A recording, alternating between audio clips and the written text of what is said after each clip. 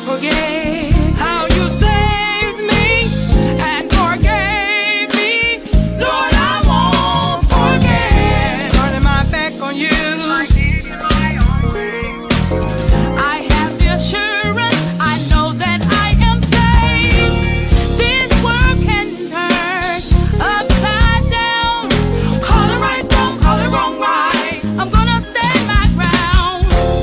With you I have love, joy, and peace. But most of all, your spirit's inside of me. I'll never forget what you've done for me. Jesus, I'll never forget what you've done for me. Jesus, I'll never forget what you've done for me. Jesus, I'll never forget what you've done. When I lost the way you sought me, falling down you caught me. Now I lift my voice and say,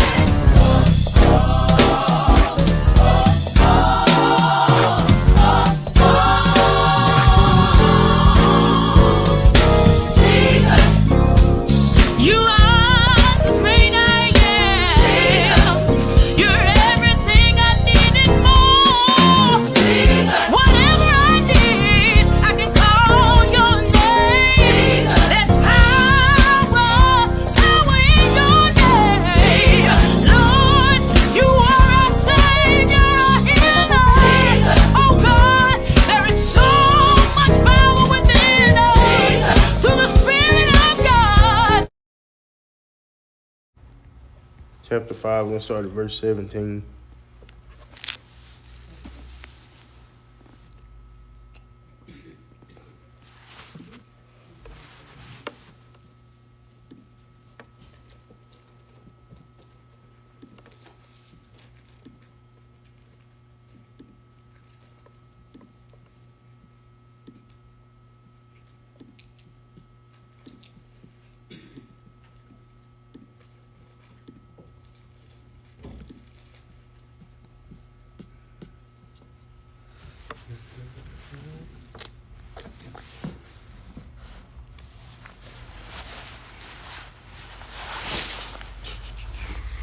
And we'll start at verse 17. It says, "And it came to pass on a certain day, as he was teaching, that there was Pharisees and doctors of the law sitting by, which were come out of every town of Galilee and Judea and Jerusalem.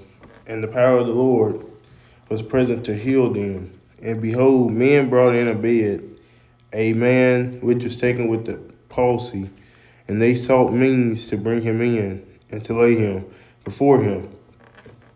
And when they could not find by what way they might bring him in because of the multitude, they went up on the house top and let him down through the tiling which is couch into the midst before Jesus. And when he saw their faith, he said unto him, Man, thy sins are forgiven thee.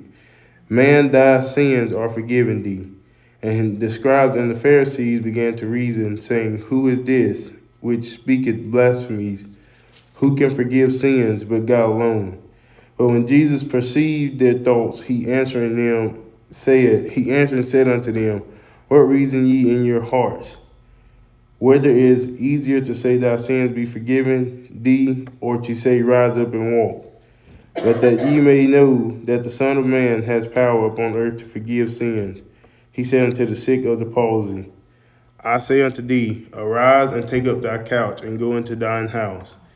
And immediately he rose up before them and took up there whereon he lay and departed to his own house, glorifying God. And they were all amazed, and they glorified God and were filled with fear, saying, We have seen strange things today.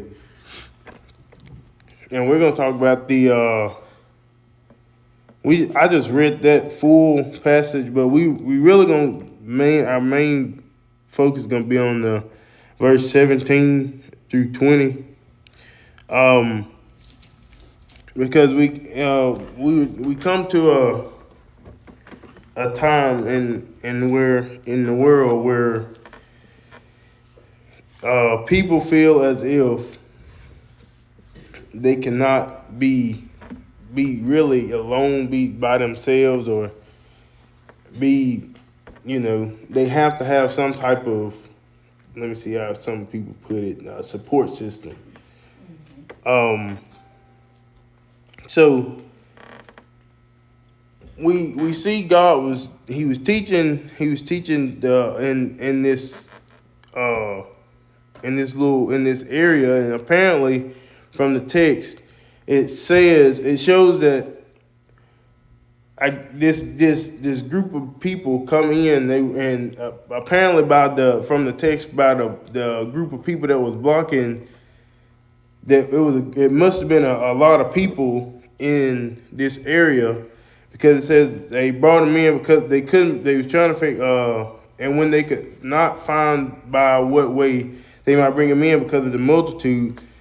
And to me, it looked like what they were saying what it was saying right here. It must have been a lot of people in this area where Jesus was teaching, and so I guess they almost got together and said, if we can't bring them in through the front way, let's just bring them in through the ceiling.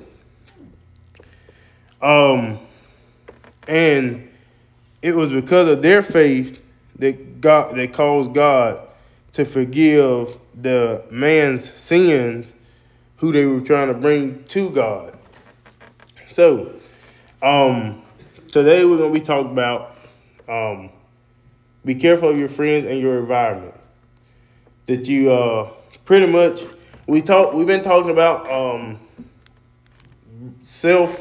learning about yourself, learning self-discipline, growth, but we really hadn't really broke into who we need to be, what kind of people we need, what type of people we need to try to surround ourselves with, because here's where the problem you have a lot of people that they should realize, you would think that after working on themselves for so long that they wouldn't need certain type of friends in their lifestyle, but they feel like for some reason they can't live without having some type of person, as like I said earlier, as their support system.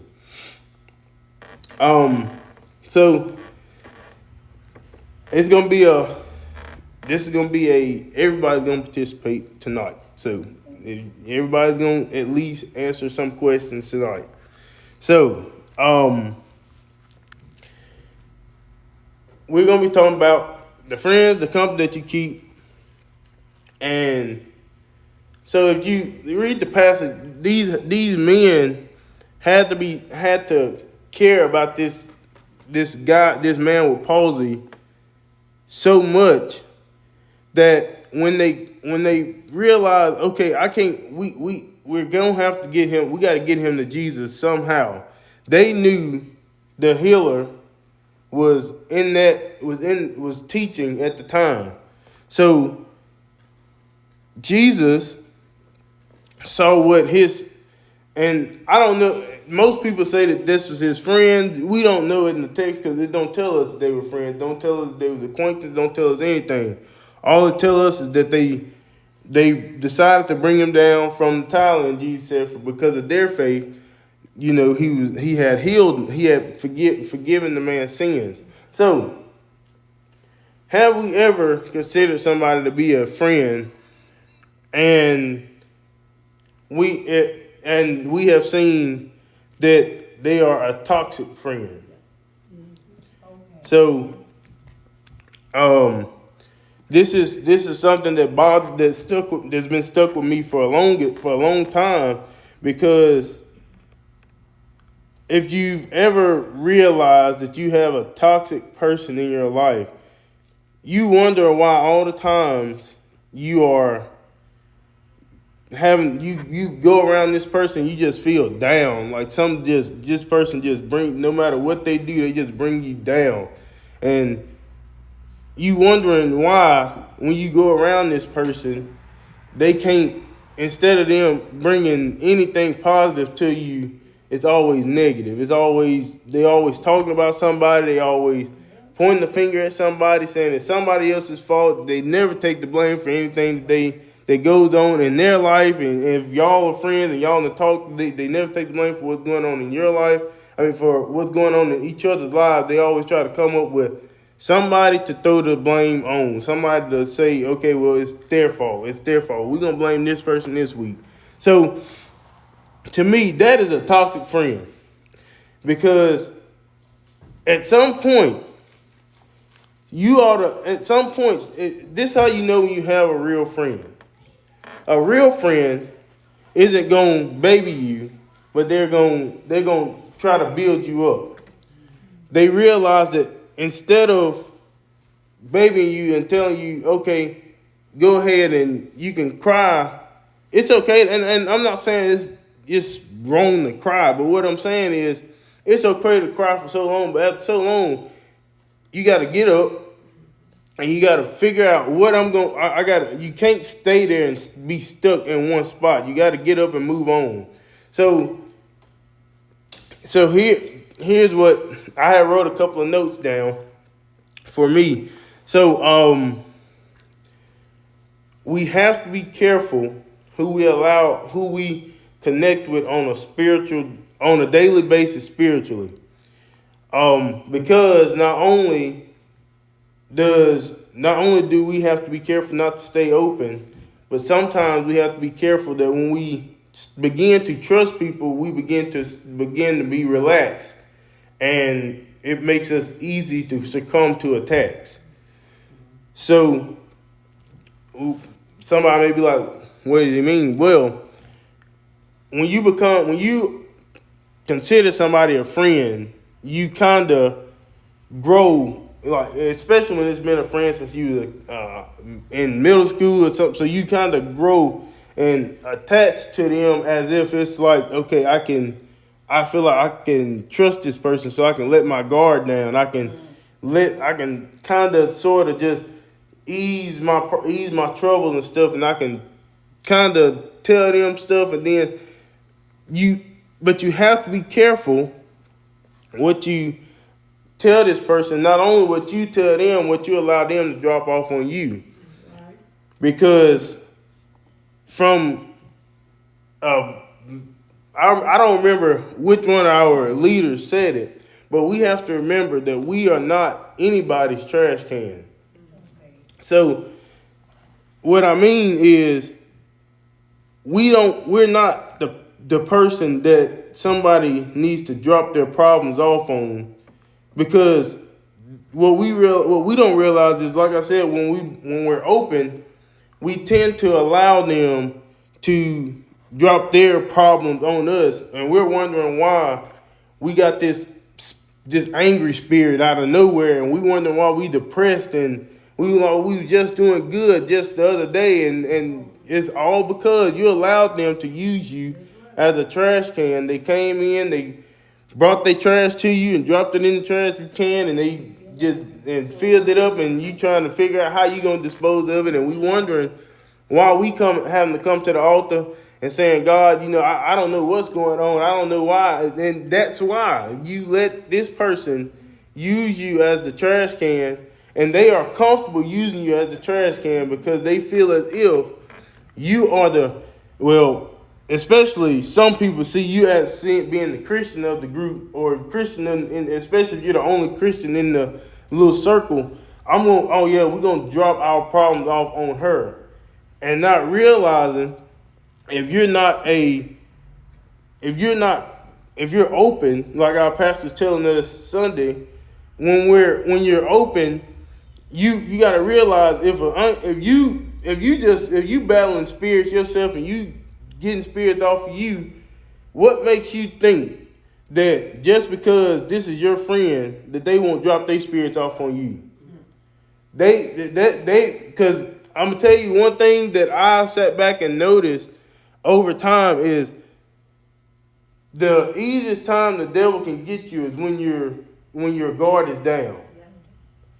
So that's why I was saying earlier, we let our guard down when we get around friends, because we trust that person. We become acquainted with that person and what we don't realize is the enemy is saying, okay, I got their guard down. So, and another thing, there's a song say, not a song. Uh, when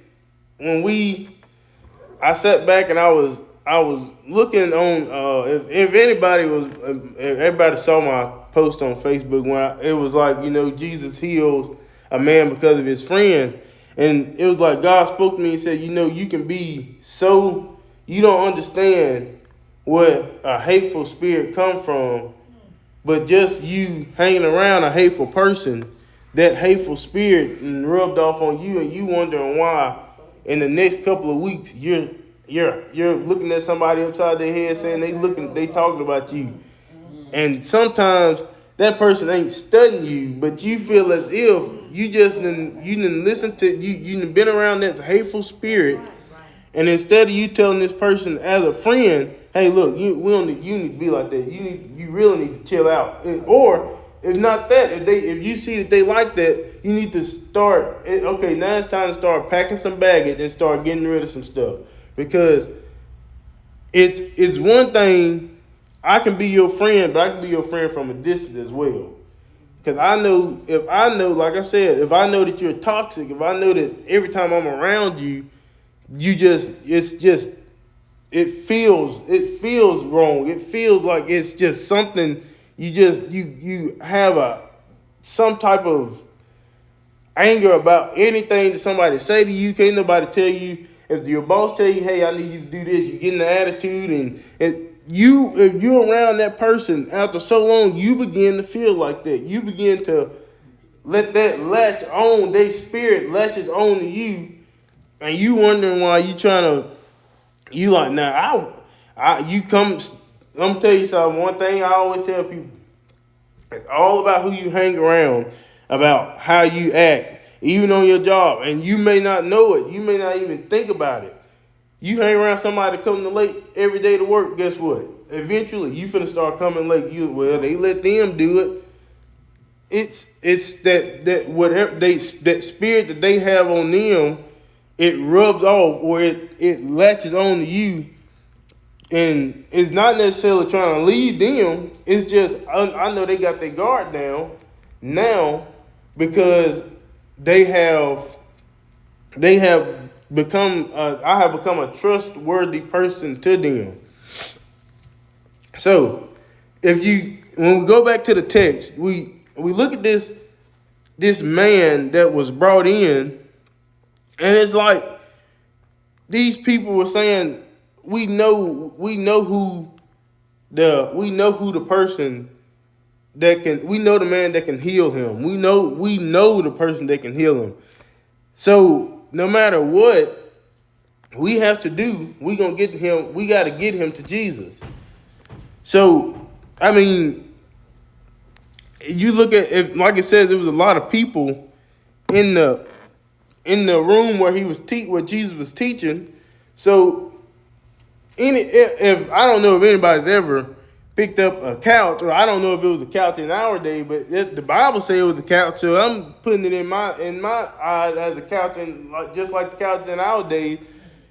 I don't know if you've ever picked up a couch, but yet alone just picking it up, putting it in the house it's a heavy thing. But picking up a couch and bringing it down through a roof just so somebody can get to Jesus is something that amazes me.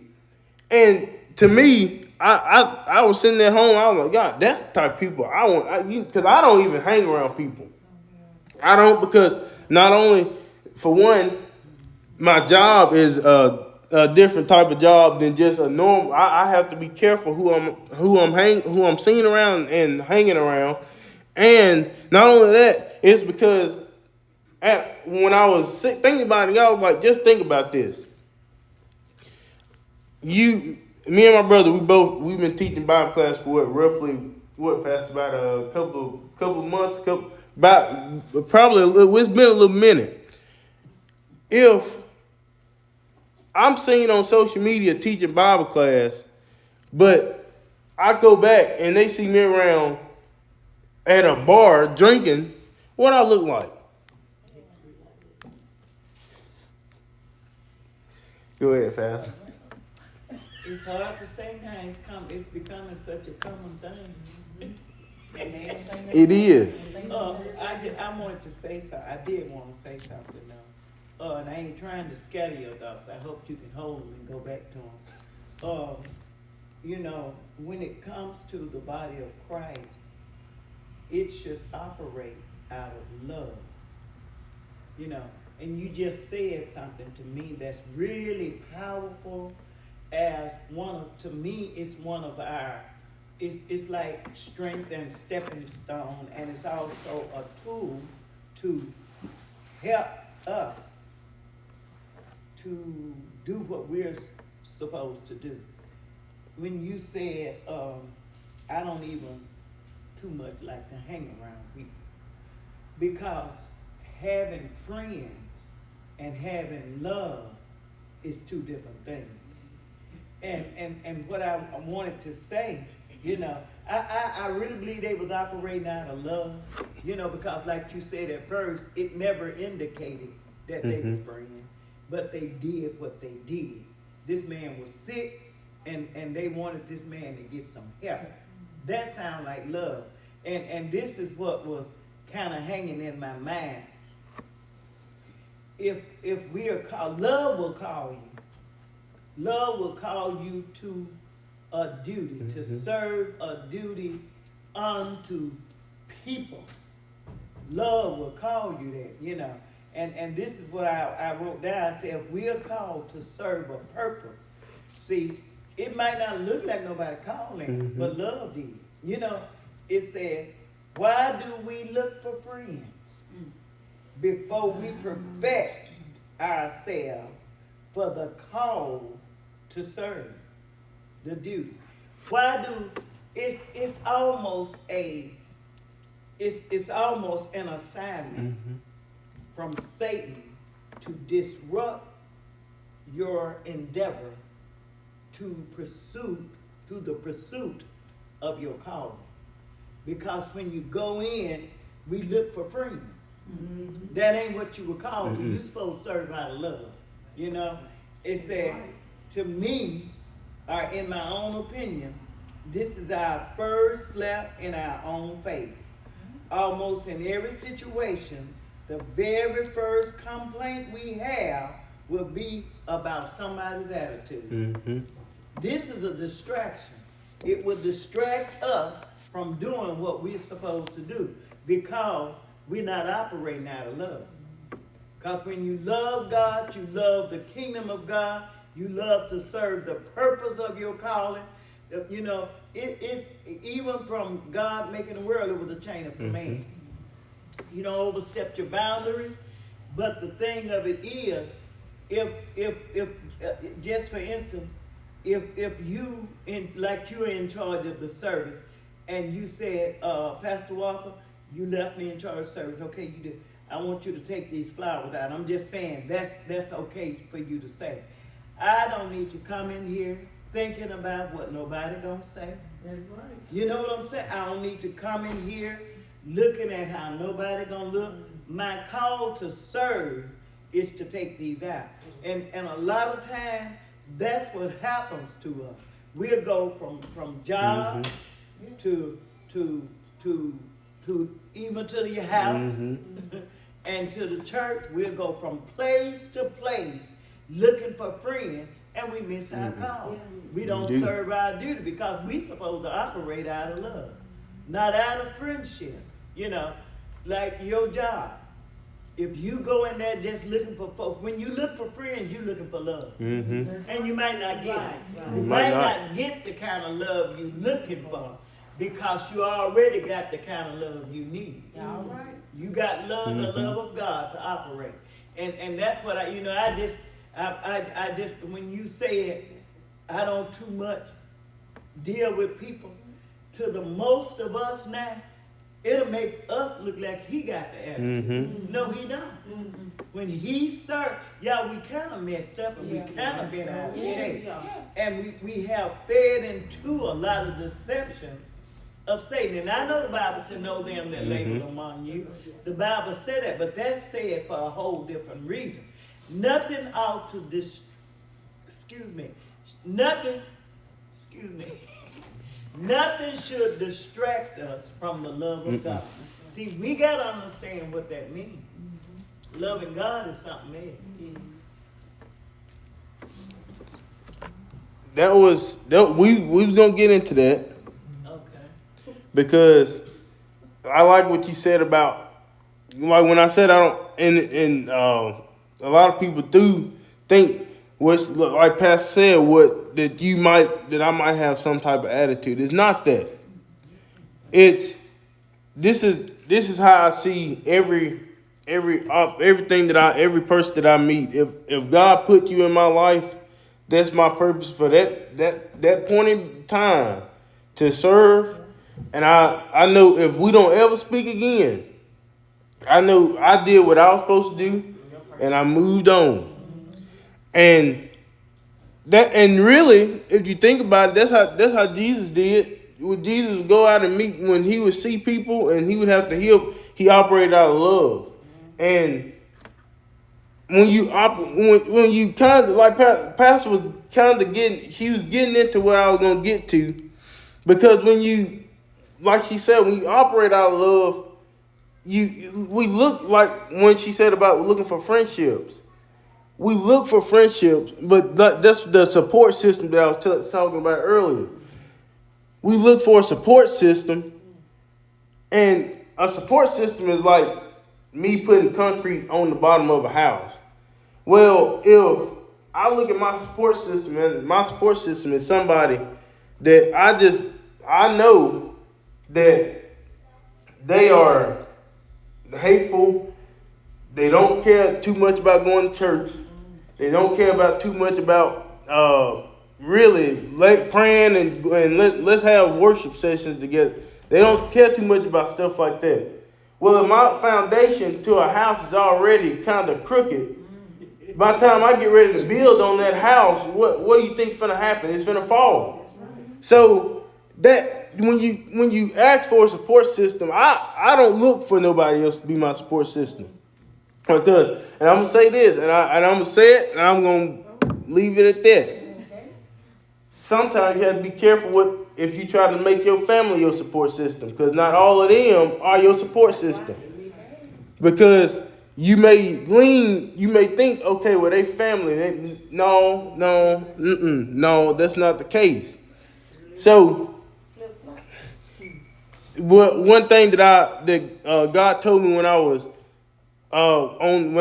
dealing with this, and he was like, if you think about light bulb, because we still talking about your friendship and environments, but if you think about light bulb, if after so long, if you get one of them out of whack lamps, one of them cheap Walmart lamps you buy from Walmart, and you just need something to have in your house, after so long, how many people notice that your lamp, like sometimes it'll start going in and out if you move it a little bit?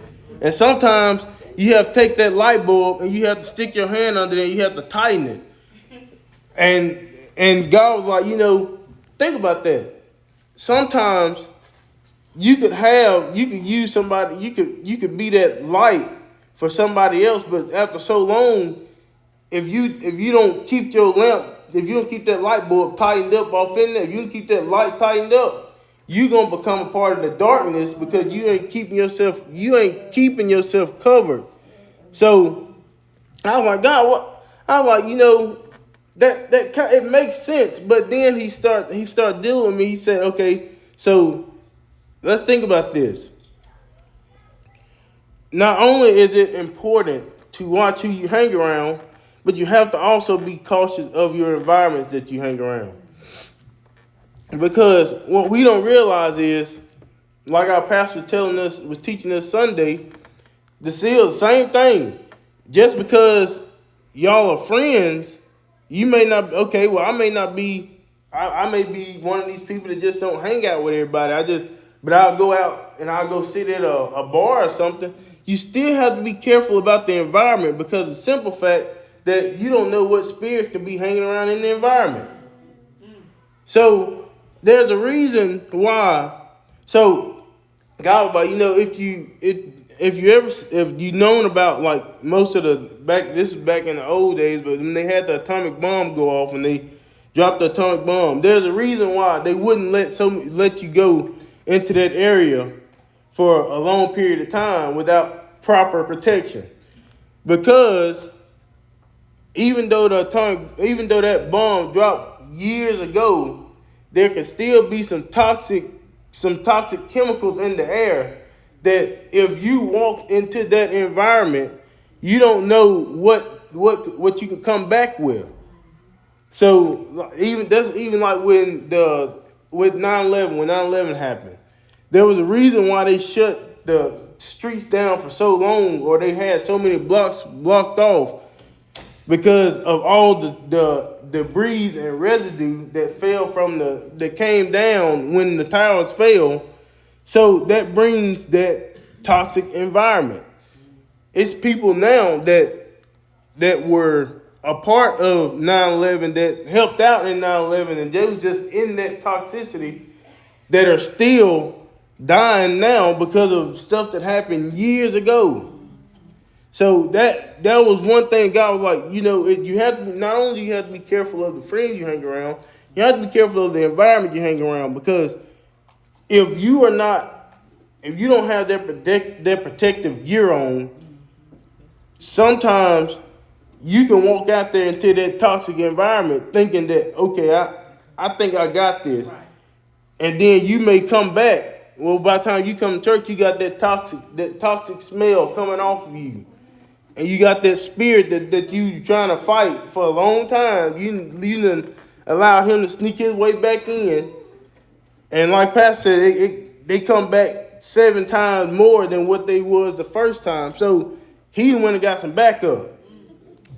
So it's now, and this one thing that I was talking, I was like, okay, God, so we talked about the light bulb, we talked about the environment, but you have to be careful. Now, what I was saying was, I'm not saying that it's okay for us to stay around other light bulbs, because sometimes, like I told us last week, we ain't doing nothing but blinding people, because we let our light bulb shine so bright that we ain't even going out there into the darkness and helping. We ain't leading nobody back, because we all sitting here shining each other light bulbs.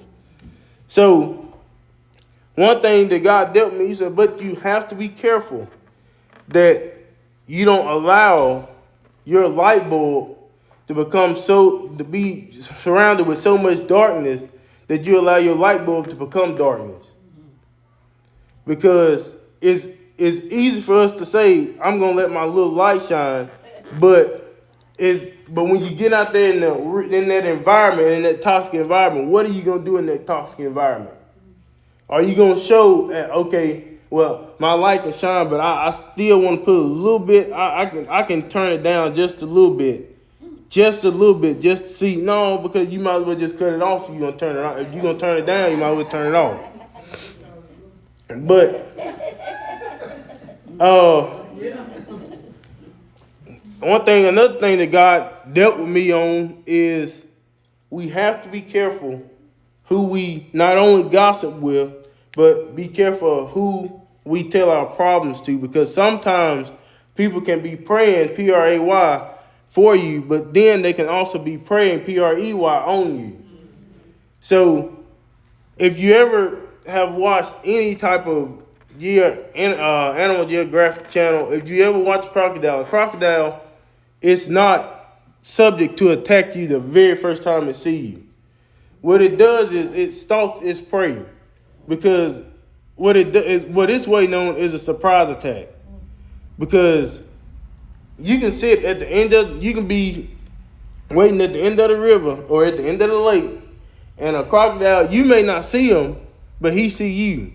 You can't see a crocodile that's under the water. You can't see anything. So what God told me, you can't see when a crocodile, it gets around your environment. So it gets into your circle. So let's say we got this friend in our circle, and this person is, you telling them everything, then became your best friend, and now y'all start talking on the phone every day, and Y'all can start telling, you can start telling, this how this how it always start out. They start telling you about their problem first, and then they expect for you to tell them about your problems after.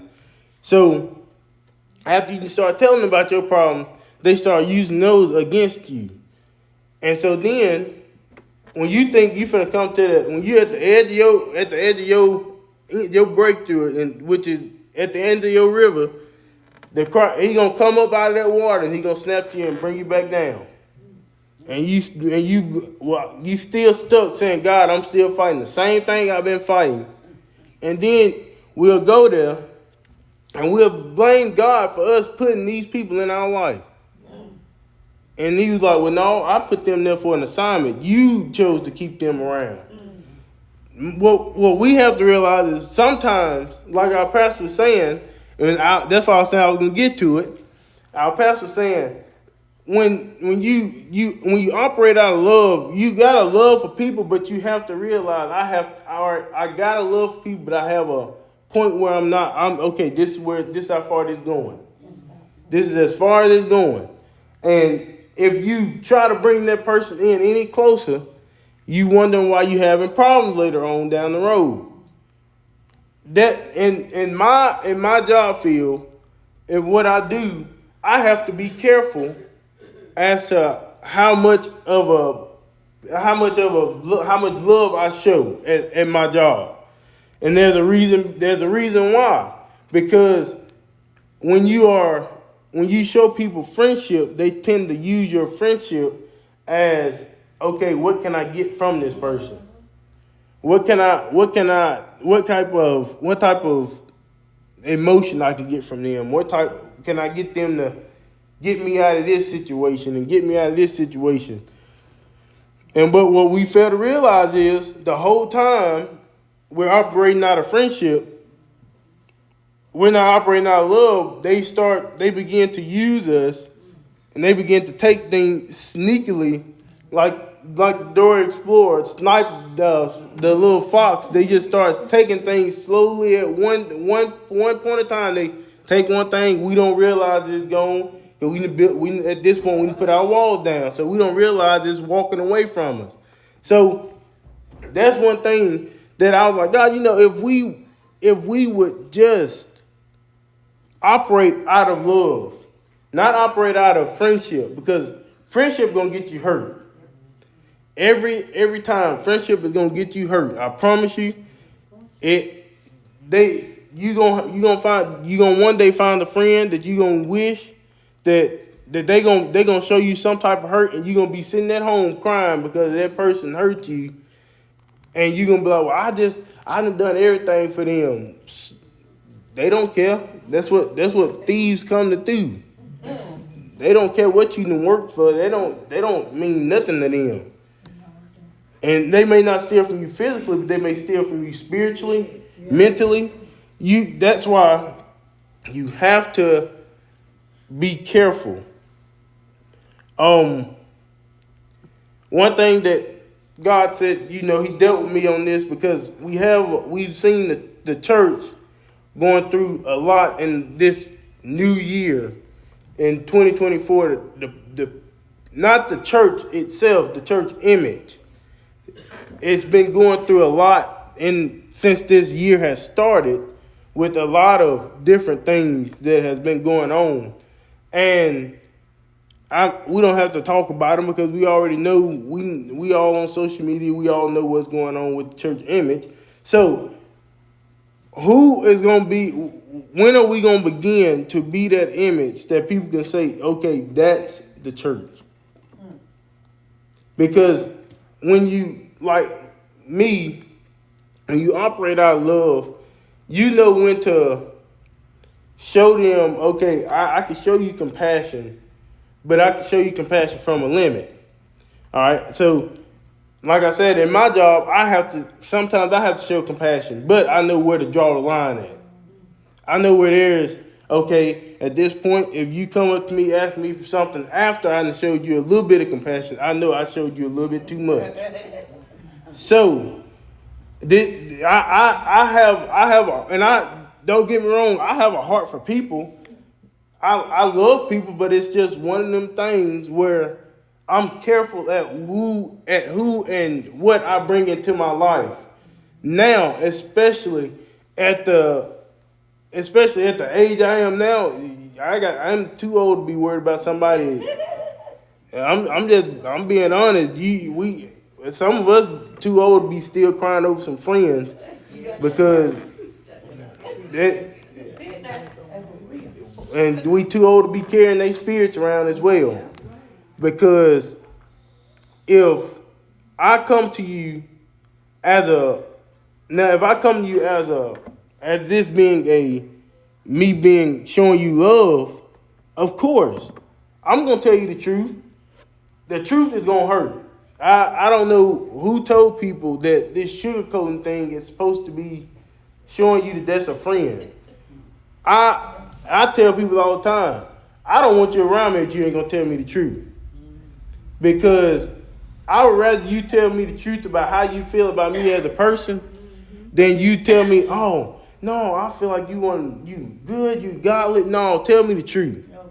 Because if I'm doing something wrong and you seeing me as a leader, then I'm leading you the wrong way. Because what we fail to realize, a lot of us are seen as leaders in every day. Some people's lives, they see some of us as leaders, and when you are a leader, you have to be careful what type of image you leave behind. Because even at a young age, I was seen as a leader, and I didn't know how to accept it at first. But then, Mama Shirley, we used to ride the Bible class. She told me and my brother, she said, y'all are gonna be some leaders when y'all leaders now at a young age. But when y'all get older, y'all gonna be leaders, and y'all have to be careful who y'all allow to come into y'all life and snatch y'all away. So that's why ever since me and my brother, we careful, and we can hang around each other. We can talk to each other and be just as happy as all get out. And I can promise you, we'll tell each other the truth. We may fuss about it, but we're gonna tell each other the truth. But that's what type of friendship you need. You don't need a friendship that's gonna tell you, oh, let me pat you on the back a little bit, like you're a baby. No, we out of the baby stage. We all grown. We baby, we'll be in the baby class. But that's one thing. That's what God had gave me. Pastor, do you have anything? Do y'all have anything? I just like what you're saying, I like what you're saying about everything, about your circle and being prepared. We should always stay prepared for our duties, because sometimes you're in an environment and it's not your circle, but you cannot dispose of what's in that environment. And you have to tolerate some spirits that don't like you, and you have to be prepared because you have an assigned duty by God to do, and it's a good lesson, but we just have to know that, like you said, we don't need to allow this stuff to attach itself to us the wrong way. Because when it does, you're going to deal with all this petty stuff. And like you said, we too old for this. I know I am, and I always talk about my little job, but let me use it again. Where we are, it's generational cultures there, and it makes a difference. I'm supposed to be retired. I'm already supposed to be in my rocking chair. I'm not even supposed to be mixing and mingling with the generation, because you got the one under me, then you got the one under them, and then sometimes you're dealing with some younger than that, but their culture and their little time is different. All three of ours are different, but when you sit there and you see those right under me mixing and mingling with the younger one, you already know it's problematic, and it really is, because they're supposed to be setting examples. And you can see the results of all of that stuff out there, because when they don't, that's to me like a call duty. You know what I'm saying? We all got some call duties. Some of them are morally, and some of them are godly, and some they can interact, but they're supposed to be setting examples instead of interacting with these people, and that leaves the next generation without any direction, And it'd be a lot of foul language that I'm talking about, so loud, y'all. It don't have no limit, and it doesn't have any respect. And you can tell that there are no moral compasses there. But the thing of it is, like you said, we have to be prepared for that too. We have to be prepared sometime to sit in this environment where it ain't your circle. It's not your inner circle, and until, because sometime, bro, teacher, I think the Lord may be allowing this stuff to happen to work on us. Okay. Because like that scripture said, be careful when you fall into diverse temptation, knowing it is but the trying of your faith. Matter of fact, it said, count it all joy when you fall into diverse temptation. And it's not off the lesson he's talking about, because he's actually talking about the love of the friendship that they had. But we just to be inclusive, to make us aware that you can't get away from everything. Sometimes you got to tolerate stuff that just ain't good.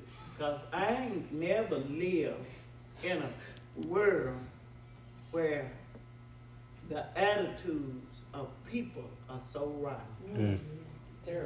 And they don't, you can tell there is a I don't care nothing about you spirit in these people. And a lot of times, it is a temptation. And we have to be prepared to do whatever that period of that environment need to do for us. And see, we have to watch our own spirit, because we cry about everything too. We get petty, we get petty, like he the policeman.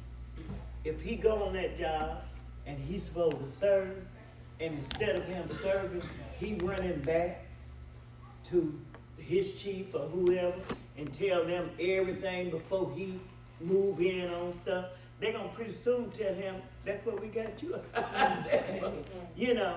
We are called to serve. And like I said, sometimes serving, your atmosphere ain't friendly.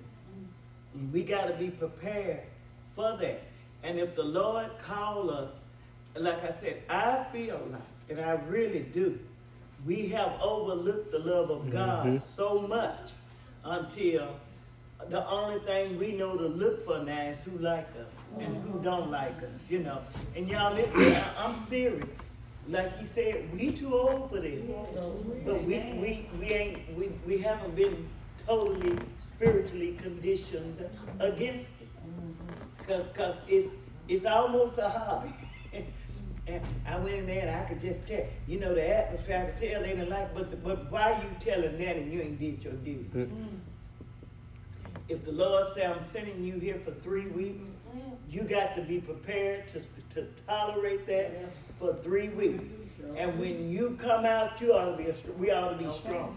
Not only should we be strong, but we should be wiser. Because we should have learned how to deal with that toxic, wasn't that the word you use, environment. And then I think we should always, y'all, Lord have mercy on us. We should always be prepared to serve out of love. And we're not. We're not. That's why a lot of times don't nothing get done. Because if it's our duty and 3 more people supposed to be on board with us, if we go and the other 3 ain't there, we don't even think, well, let me do what I got to do the best with the best I got. Because We all gotta be accountable. But we actually gotta be accountable to the love of God. Cause y'all, I'm telling you, to love God is not just the word, oh Lord, I love you, God. Lord, I love you. You know what you're saying, God, I thank you because you woke me up this morning. That's what you love me for. When we don't serve the way we're supposed to serve out of love, we have not learned to love God. That's right. We've not learned it.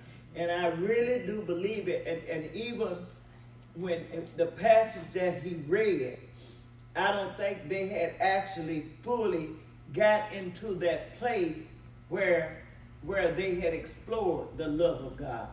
Because that scripture is Old Testament that says, eyes have not seen. It's quoted in the New Testament. Eyes have not seen, neither have ears heard what God has in store. Though what God had in store was still in store when the old men dropped it. You know what I'm saying? Because the Holy Spirit hadn't come.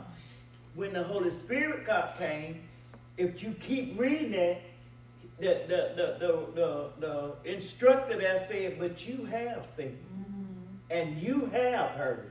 And we use that when we looking for something else. But that was actually talking about the divine nature of God coming inside of us. Because when it was actually quoted, it hadn't come. But the thing of it is, y'all, this is a good lesson. This is a mighty good lesson. Because it's where we ought to be. But sometimes just looking at us on our own personal level from our own mirror, we can almost say we ain't there. Because we go looking for friends too. I mean, I'm going to go in here and see how these folks going to act. Like, we'll go from church to church with that same attitude. You know, we ain't got no business looking for friends.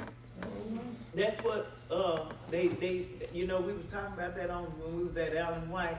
I think they asked Cheek the same thing when I left, but I went in there to do a job. That's right. I didn't go in there to find no friends. And they asked, what will we do what can I do to become your friend? And I just told him, I said, I'm not looking for a friend. I came in here to do it. You hired me to work. And I'm telling y'all something. Seriously, your loyalty is to that company. I'm serious. And you need to go in there with your heart to serve your best. To do it your best. But when you go to looking and scoping, you're going to start feeling spirits, feeling attitude, and it's going to put a damper on you some kind of way. And this is a good lesson. This is a good lesson. And why a lot of folks quit going to church? Because they ain't got the love of God. So, if you're in a situation like that and the environment is toxic, if you leave, do you basically like fail the mission? So what now? So like, if you're in a situation like that and you leave, I mean, I don't necessarily, I look at a job like a job. So maybe I'm looking at it the wrong way or something. I don't know. But if I'm there for my job. Like, I do my job. But I'm in like a toxic environment.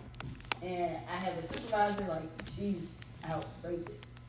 She's 66. I have no clue what's wrong with this woman. But like, she's terrible. Yesterday, I was called out my name twice. This is the third time I've reported her to my general manager. And it's just like always overlooked. They tell us not to go to HR because if we go to HR, it gives a bad look on the customer experience center, which I mean, like, we are the highest paid department at Renaissance. So, I mean, whatever for the bad image. But, I mean, I don't necessarily, and I get the doing things out of love. Like, I don't ever get disrespectful. Like, I always show her respect. I don't ever get loud with her. I don't ever get out of line. But in my head, I be whooping her head. So You out of line? Well, apparently so, yeah. I'm serious. I'm serious. Well, But I mean, I feel like if you're in a situation like that and you know, like, eventually it's going to get to the point to where you feel, like, to me, if I'm imagining whooping this old lady I feel like I need to lead. You know what I'm saying? But like, I'll talk to people about it, and then it's like, well, God got you there for a reason. God got you there for a reason. And I've been praying for the reason, and I need to know because I want to go home. Let me ask you this. Do you need the money? Yeah, but I mean, I can make money at home. So I mean, I've already told myself like I'm not gonna leave until I find something Okay. that's suitable. Was you directing that to me or him? Cause he Both is of the y'all, teacher. anybody, brother teacher, Well, brother teacher, may I elaborate on that?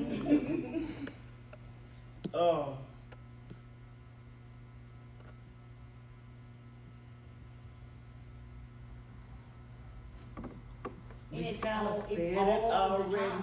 Like it's all the time. And it's Do not you just do me, your it's job? everybody. Yes. Do you do it well? Mm-hmm.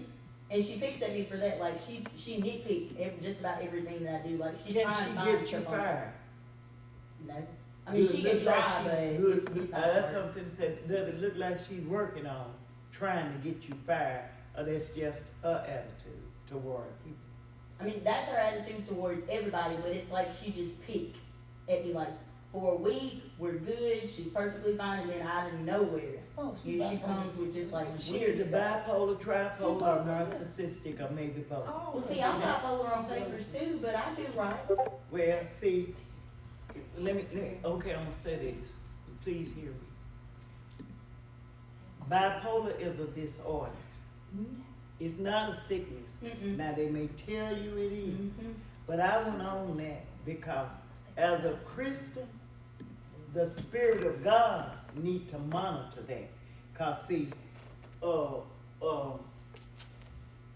we can't wear these statuses and actually call ourselves allowing God to rule.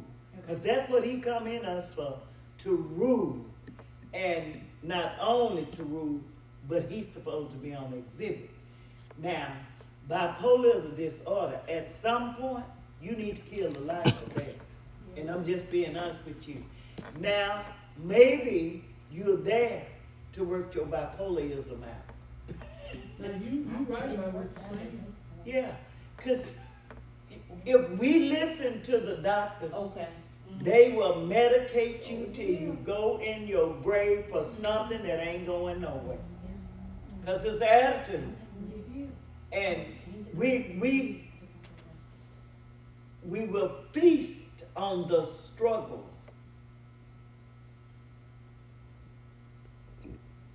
We will inhabit the struggle when we need to put it to rest. We let the struggle of getting rid of it be what we eat. And we don't realize that's what's feeding us. Because you have to get rid of this stuff. And the way you get rid of it is work with what's working against you. That's right. Until you feel numb to it.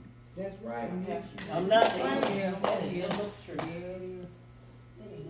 When you get to the point to where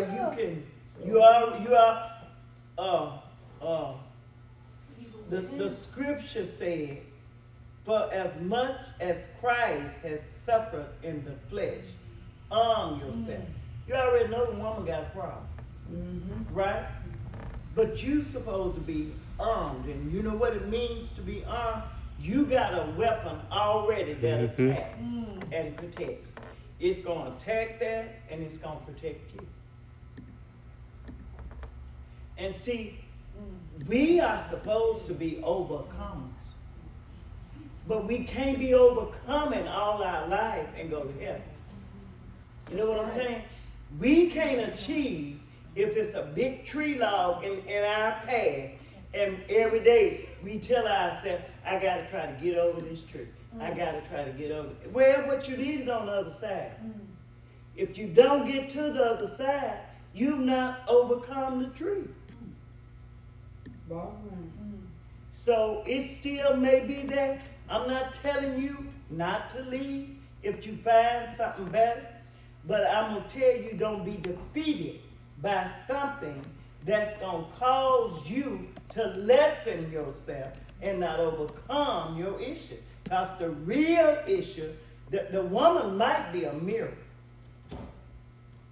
a real mirror you looking in so you can see, but you need to work on it.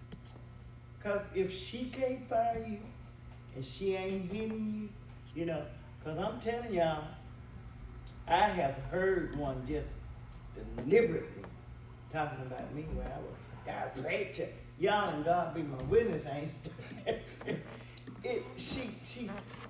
There is no reason for me to try to hurt her in no kind of way. I got my job, she got hers. I got my age, she got hers. You know what I'm saying? But I got my duty to serve, she got hers. That's it.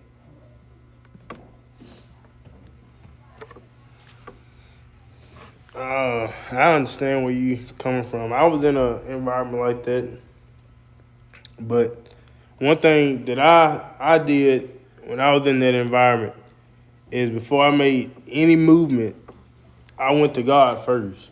Because a lot of people don't know, when I took that job at Walmart, becoming the store manager, I went through complete hell the time that I was there.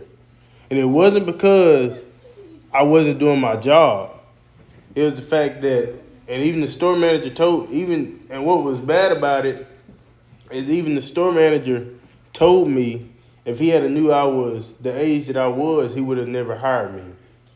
And it wasn't because I wasn't doing my job. It was the fact that he was intimidated because he thought that I knew my job and he thought that I was coming to take his job. He thought that they was putting me in the store to learn his job so that I could take it, which wasn't the case. And if they were doing that, I didn't know anything about it. So before I made a decision, I went and I was like, you know, I went before God a couple of times and I was like, I don't know if you want me here, what's my purpose of being here. And I promise you, God will give you a purpose every time. Because I didn't know at the time when I took that job that I was going to hire Tyler to be a technician there. I didn't know I was going to do that. But Tyler's still there, and it's been like a year and some months. But that's why, every time I talk about it, I tell God, you know, I had to realize what my purpose was. Because God can have you there and just simply to do one thing. And I promise you, once you do that one thing, it's like he let you know, okay, your time is up. You can go. I didn't realize it until, and I ain't gonna lie, after I left, I was hurt. It took me a minute to, like, I wouldn't even come to church because I was embarrassed because of what happened. I really was embarrassed because I was embarrassed of how I got this big accolade and I became this store manager and everybody had put me on social media and I was like, and now it's just all gone. And I promise you, not even about 2 months after. It wasn't even 2 months. I went up to Oxford, and I was working up there as that little security thing that we do, and I was looking for a job, and I don't know what made me go to the sheriff's department. I grabbed the application off the online website. I filled it out and I took it up there, and the woman was like, "No, they don't look like they hiring for dispatcher." So my heart broke again. She was like, "But I don't have a job in dispatch, but I got a job in the jail." Keep in mind, I've never been in a jail. But when she said it, I talked to my mom and I was like, you know, it's crazy how if you know you are only there for a purpose, once you realize that, like Pastor said, once you realize you operating out of a purpose, stuff like that won't bother you. Because a couple of months ago, I had a supervisor that was the same way. And I went to God and said, God, tell me my purpose. That woman, literally, I give it about a couple of weeks after, they was like, hey, we need you to take another job. We need you to be a supervisor on night shift. I'm just doing my job. Just getting up every day doing my job. But when the enemy see you following your purpose to the T, and you not veering off, and okay, I'm not worried about what you say. You gonna have an attitude, that's fine. But when you operate like out of love, and no matter what that woman can, I promise you, as long as she put her hands on you, we 100, we good. You can talk about me, and you know what I tell people when they talk about me? You know, I gotta say it, and people, they laugh every time. I was like, well, they talked about Jesus, and I keep on walking because they did, and they can't. And when you say that stuff like that, people just look at you and be like, what in the world? So I'm telling you, for the longest, I didn't know why God had me keep that testimony of where I was at. But when God got me, I mean the week after I hired Tyler, that's when I was left from Walmart. The week after. And it was like, God was saying, I had you there, I had to get him a job, so I had to use you to get him the job, but don't worry about the rest of it, I'm gonna take care of everything. Because the whole time that I was out, I never missed a payment on my car. When I didn't have a job, I never missed a payment on my car, and I never went hungry. I never missed paying a bill. I'm telling you, when you learn your purpose, there is nothing that nobody else can do that can take you off your purpose. Once you learn that I'm only here for a purpose, when I go to work every day, that's what I get in. Even though I deal with crazy people, I say to myself all the time, Jeremiah, you're only here for a purpose.